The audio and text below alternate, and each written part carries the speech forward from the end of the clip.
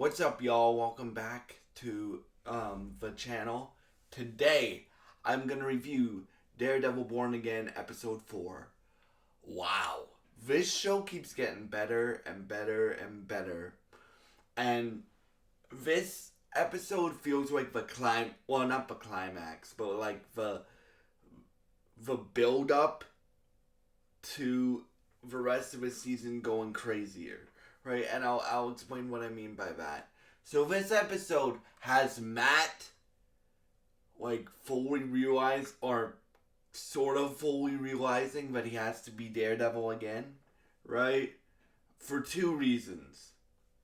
And then I'll get to the Kingpin stuff. Or three reasons. So I'll cover the first two now. So you guys know in episode 3 they end the episode with Hector dying, right? So it picks up with Matt at the coroner's office, and Hector's niece, which might become White Tiger. I think since they showed Hector's niece, I think she's definitely becoming White Tiger at some point in the MCU. But Hector's niece is like, Mr. Murdoch, it was the corrupt police officers that did this. I hate this city. Right? And you can tell, Matt's still trying to, believe in the system. He's like, you gotta trust, that somebody will find your uncle's killer, right? Somebody will find your uncle's killer. And then you can just see her break down in Matt's arms. So that's the fourth strike. You have Matt considering putting on the suit, that makes him. The second strike is he has to do this case, right, as a favor to another law firm, right? So it's him. Kirsten asks him to do a case, right? So at first, you guys, I think I believe the guy's name was Leroy, right? At first, Leroy is an asshole to Matt, but the reason I'm not calling him an asshole character is because of the story he tells. So Leroy gets arrested for stealing candy corn. And Leroy, he starts off as an asshole, like, oh, I got a blind lawyer, ha ha ha ha ha. You guys also know I'm visually impaired, so I don't appreciate people that do that, right? So at first I thought he was an asshole. And he still was an asshole, but there's a good reason why he was an asshole. So yeah. So he's making jokes about Matt being blind and stuff like that. And he's like, Matt's like, you're gonna have to take a plea deal, right? You're gonna have to do 10 days or 20 days of probation. And then he's like, I'm not doing that stuff. And he uses the other word, stuff, but I'm gonna use stuff. I'm not doing that stuff because I didn't steal I didn't steal this, right? And he even references, was it a scroll? Yeah, he said scroll, right? Was it a scroll? And Matt's like, or it was a scroll, and Matt's like, no, because the security camera got you stealing it. And he gives Matt his story where he goes, I had food stamps, but I missed my meeting to get my food stamps because I was in prison for 30 days, or jail for 30 days. And Matt talks to one of the district attorneys in New York and gets his, sentence, I guess if you call it, down to 10 days. But you can tell, Matt at this point is because it's dirty cops that charged Leroy with this stuff. Even though Leroy did it, he did it because he had to do it and stuff like that. And this episode keeps making Matt want to be Daredevil because he keeps realizing the system is broken, right? He keeps realizing that he has to be both Matt Murdock and Daredevil. So, and then we'll talk about Fisk for a minute. So Fisk, this episode shows like Fisk starting to be Kingpin again, right? Because, and we finally find out where Adam is. We'll see how long Adam lasts. If you can tell by my giggle, not that very long. I think he's gonna die next episode, right? But we'll see. Vanessa, Heather, Matt's girlfriend, who's Vanessa and Kingpin's therapist, is trying to get them to open up to each other, and Kingpin. So Wilson has to hear about Vanessa's affair because the therapist wants to talk about the affair, right? Because they're like legit doing marriage counseling through this season, right? And Wilson's like, it's stupid. We don't need to hear about that stuff, right? Or it's stupid. Why do we need to talk about this, Vanessa? Right. I forget the exact lines, but yeah, like you can tell just by Wilson's face, he does not want to talk about it. It gets to a point where the therapist asks, so Heather asks them both. She's like, what type? I mean, why did Wilson go away? Business, right? So they still have love for each other, right? It's just really fractured right now, right? And then she goes, Wilson, did you have a conversation with Adam? He goes, yes. And then she goes, what did that conversation entail? And he's like, I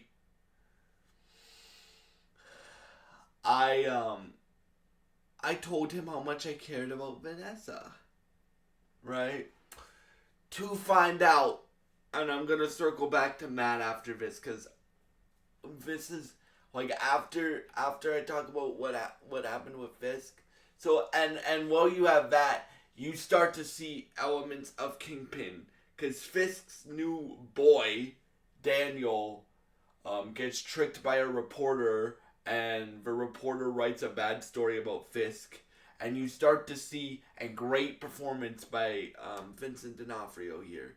You start to see Fisk come out there, right? But then at the end of the episode, you see Fisk walking down to like a dungeon. And he's eating dinner. And you see a cage. And somebody yells, Fisk! Fisk! Fisk! And we see Adam for the first time. And, yeah, that storyline's gonna be interesting. Because in episode 1, Vanessa said, please don't kill him. Promise me, Wilson, you didn't kill him. Or you won't kill him, or whatever. Right? So we'll see what happens with that. But now, we're gonna talk about probably my probably my favorite scene in Daredevil history in both shows. This show and the original show. So, after Matt talks to the niece and helps Leroy get a really good deal on his probation for something he didn't do, right? Because he got framed. Or the best deal Matt could get him because Leroy got framed. He goes down to where Hector was shot, and he finds a bullet casing with the Punisher's logo on it.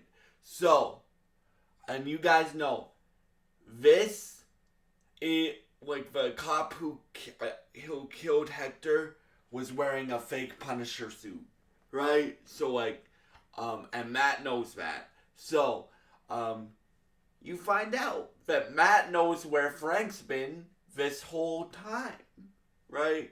Matt knows where Frank's hideout is. And you also find out, even though this was really implied in the original Daredevil series, that Frank knows who Daredevil, or Frank knows that Matt Murdock is Daredevil, right? So let's talk about my favorite scene. So Frank and Matt are talking, right? And Matt's like, Frank, you can use your skills to help people. And he's like, what did that get me, Red? I did that already. Because Frank was a member of the military. But you can tell, Frank is not doing well. He's not doing well, right? And then he's like, then they're talking and talking and talking. And he's like, why are you here, Red? Right? And then they start talking and talking and talking. Because Frank is getting mad because Matt keeps asking him to deal with it. Matt keeps asking Frank to deal with it. Deal with this, Frank. Deal with it, Frank. And I think they will. But my favorite scene, probably in Daredevil history, happens. So Frank goes, I heard you lost a friend, or I heard you lost your friend, right? Because if you guys don't know, in season 2, Matt and Foggy took Frank's case, right? So Frank knows who Foggy is. I heard you lost Foggy. And then he's trying to get Matt to let his anger out, right?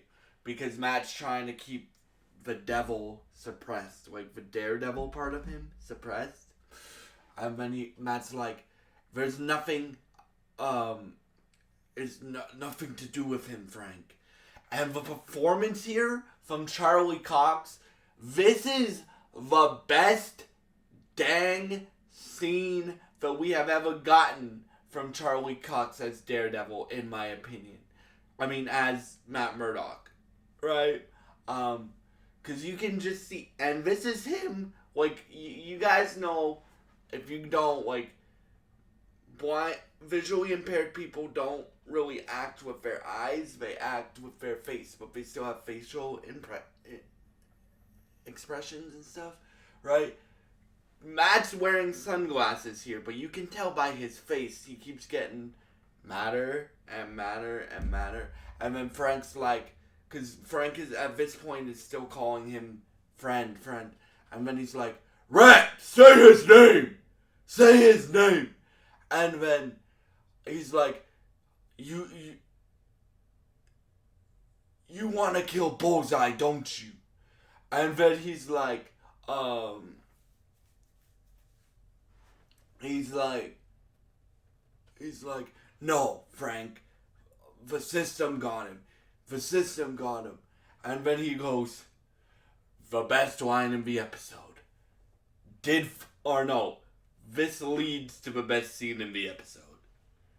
This whole scene is the best scene in the episode. He got life. Did Foggy get life? And then Matt kind of puts his hand on Frank's, throat, but they don't fight. And then he goes, damn it. Sorry, Frank. And then he's like, you're scared to be Daredevil again. Or he doesn't say you're scared to be Daredevil again. But that really inspires Matt. So at that same scene where we see Adam, we see Matt training with a Billy Club again. As Matt Murdock. Training with the Billy Club again. And that scene between Charlie Cox and John Bernthal was the best scene in Daredevil history, in my opinion, of it being on TV. So, yeah, that's probably one of my favorite scenes of this season. Well, I haven't seen the whole season, obviously, but that will probably go down as one of my favorite scenes in the season. So, yeah, those are my thoughts on Daredevil Born Again episode 4. I hope y'all enjoyed this video. And if I had to rate this episode, I would give it like a 9.5 out of 10. That's how much I loved this episode. So, thank y'all so much for watching. Next week, we're dropping 2 episodes again. So, I'm gonna do separate videos for 5 and 6. When those episodes drop, alright? So, next week we're dropping 2 episodes. So, stay tuned for 2 Daredevil videos next week. And yeah, thank you so much for watching, and I hope you have a great day. Thank you for watching, and goodbye. Oh, and if you enjoy this content, please subscribe, like, and share this video. It would really help me out, and I would really appreciate it.